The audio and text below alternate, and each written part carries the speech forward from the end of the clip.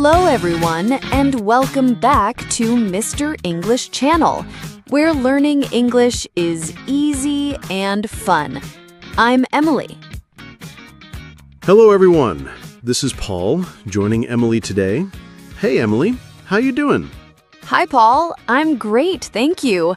A little bit excited, actually. And you? How are you feeling today?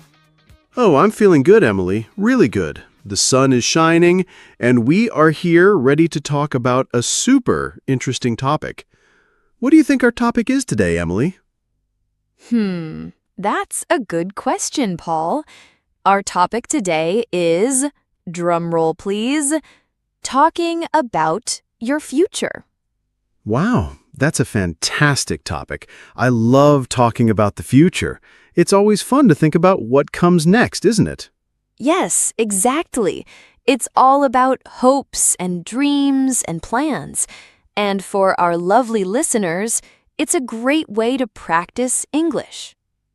So, before we start, a quick reminder to our amazing listeners. Please like this video, share it with your friends, and subscribe to Mr. English Channel. It helps us a lot, and we love having you here. Yes, please do. Your support means the world to us. So, Emily, when you think about the future, what's the first thing that comes to your mind? Like a small future plan. A small future plan. Well, tomorrow I plan to bake cookies. Is that a good future plan? That's a wonderful future plan, Emily. I love cookies. What kind of cookies? Chocolate chip, of course, the best kind. What about you, Paul? Any small future plans for tomorrow? Let me see. Tomorrow, I plan to water my plants. They need some love. And maybe, just maybe, I will go for a walk in the park. Oh, that sounds lovely, Paul. It's good to have small plans, isn't it? They make the day better. Absolutely. They add a little bit of joy to the everyday. So, we are talking about the future, and we just talked about small, simple plans, but what about bigger plans, like for next year or in 5 years? That's where it gets really interesting. When we talk about the future, we often use some special words and phrases in English. For example, we use will a lot. Ah, yes, will. Can you give us an example, Emily? A simple one. Of course. For example, I will travel more next year. Or, I will learn a new skill. Simple, right? Yes, very simple and clear. So, for me, I will try to read more books next year. I love reading, but sometimes I don't have enough time. That's a great goal, Paul. Reading is wonderful. So, we use will for things we decide now or for predictions about the future. What else do we use? Well, we also use going to for future plans, especially when we have already decided something. For example, I am going to visit my family next month. I bought the tickets already. Oh, that's a perfect example, Paul. So, going to is for plans we already made, like, I am going to start a new English course next month. It's decided. Yes, exactly. So, will for general future actions or predictions, and going to for plans you have decided. It's simple, but sometimes people get confused. Yes, but with practice, it becomes easy. So, Paul, let's talk about some common future plans people have. What are some things you often hear people say they will do or are going to do in the future? Let me think. Many people talk about traveling, like, I will visit Italy someday, or I am going to go to the beach next summer. Yes, travel is a big one. Everyone loves to explore new places. I hope I will visit Japan in the future. That's a big dream of mine. What about other common plans? Another common one is about work or career. People often say, I will get a new job, or I am going to start my own business. That's true. Career goals are very important. I hope I will keep learning new things for my job. Learning is endless. Definitely. And sometimes people talk about learning new skills, like, I will learn to play the guitar, or I am going to learn a new language. That's fantastic. Learning a new skill is so rewarding. I remember I said I will learn to knit one day. I haven't done it yet, but it's still in my future plans. Well, you still have time, Emily. What about family plans? People often talk about those, too. Oh, yes. Like, I will spend more time with my family. Or, we are going to have a big family dinner next Sunday.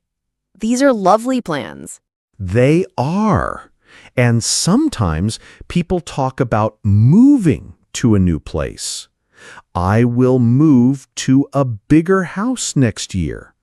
Or, I am going to live in the countryside.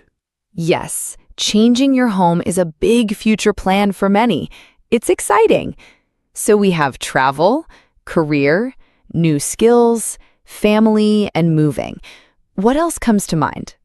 People also talk about health and well-being, like, I will exercise more, or I am going to eat healthier food.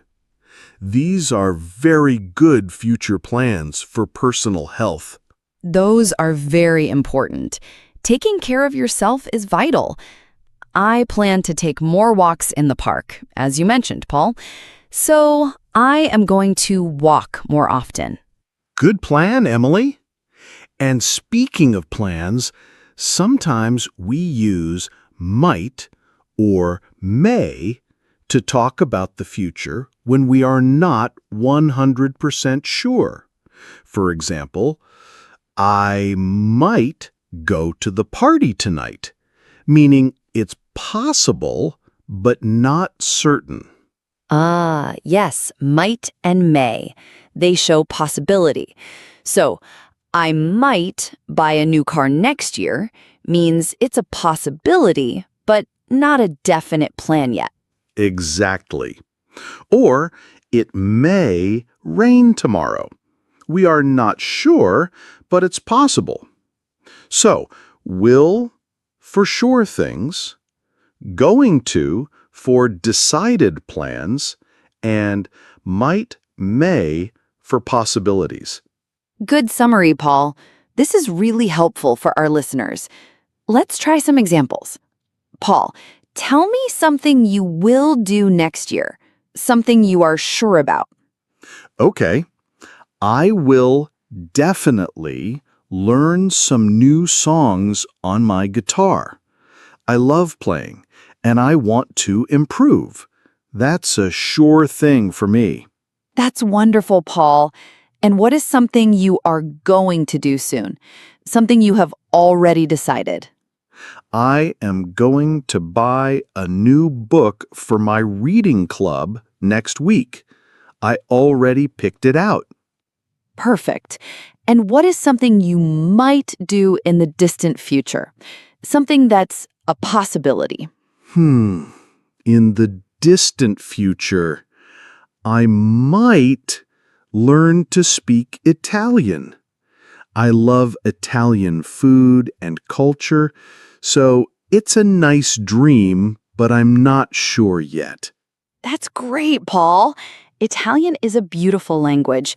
So you will learn new songs, you're going to buy a book, and you might learn Italian. Good job. Thank you, Emily. Now it's your turn. Tell me something you will do next week. Next week, I will call my grandmother. We talk every week, so it's a sure thing. That's lovely.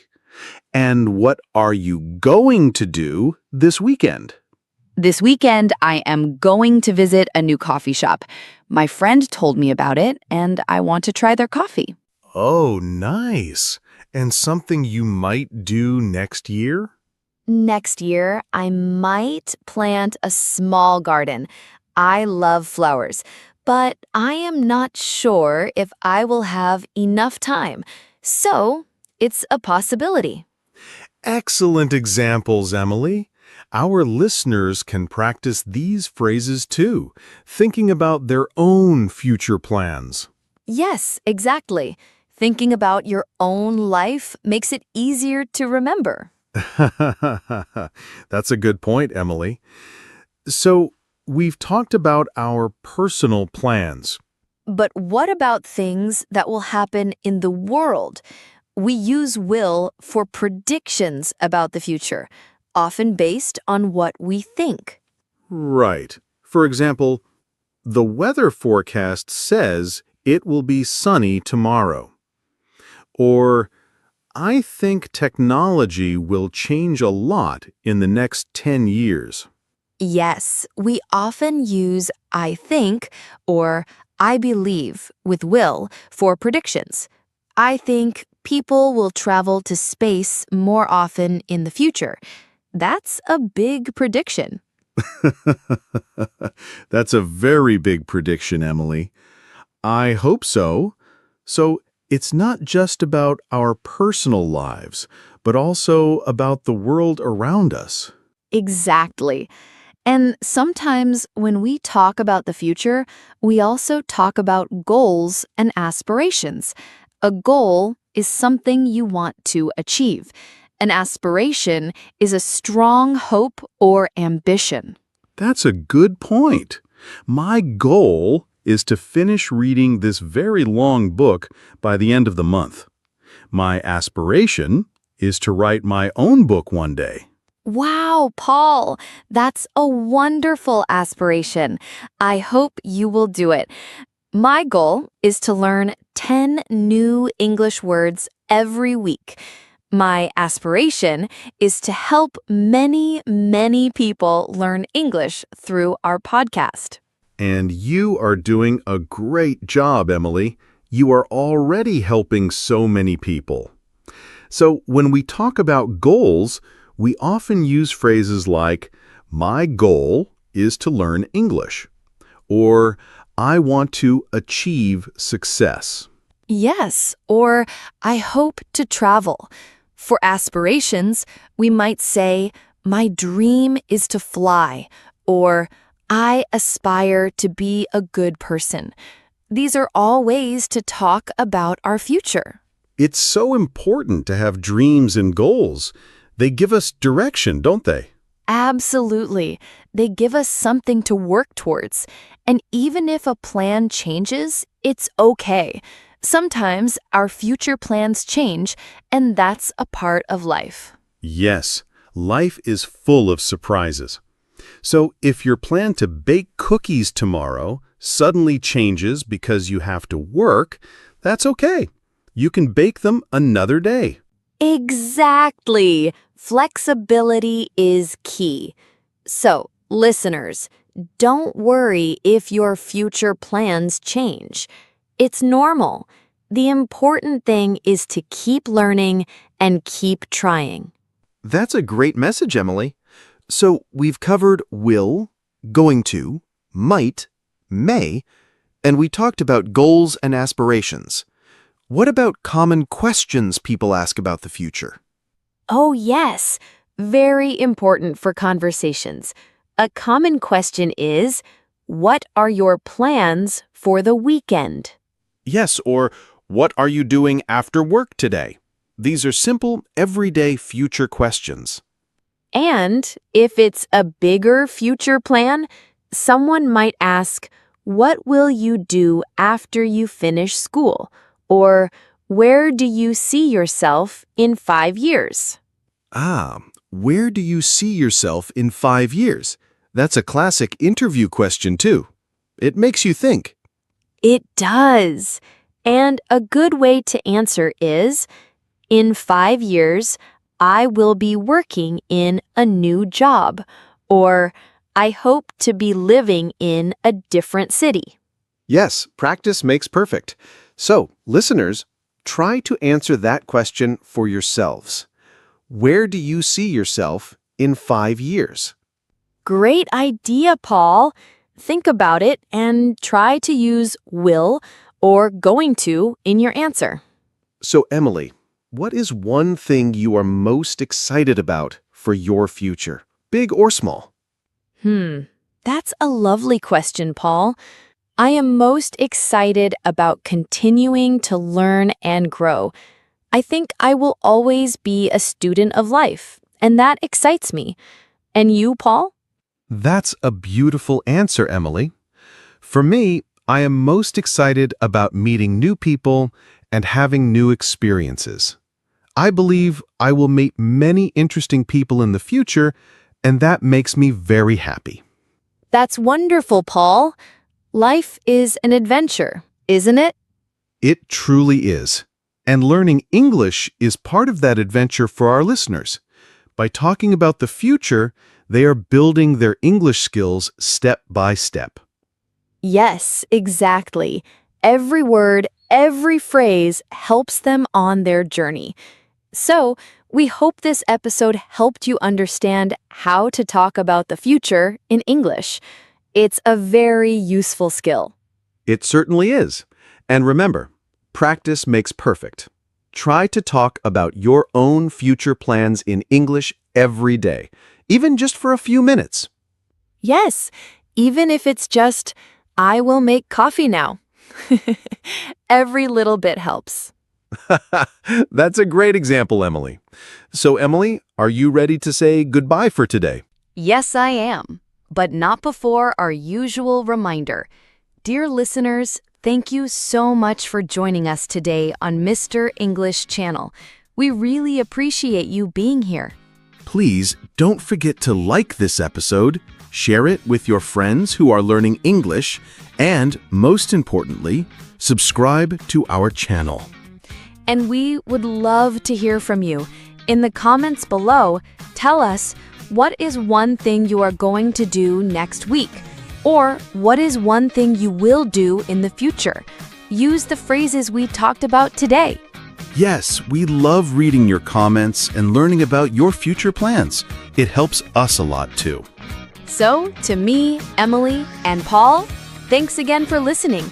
Keep practicing your English, and we'll see you in the next episode. Bye, everyone. Keep learning.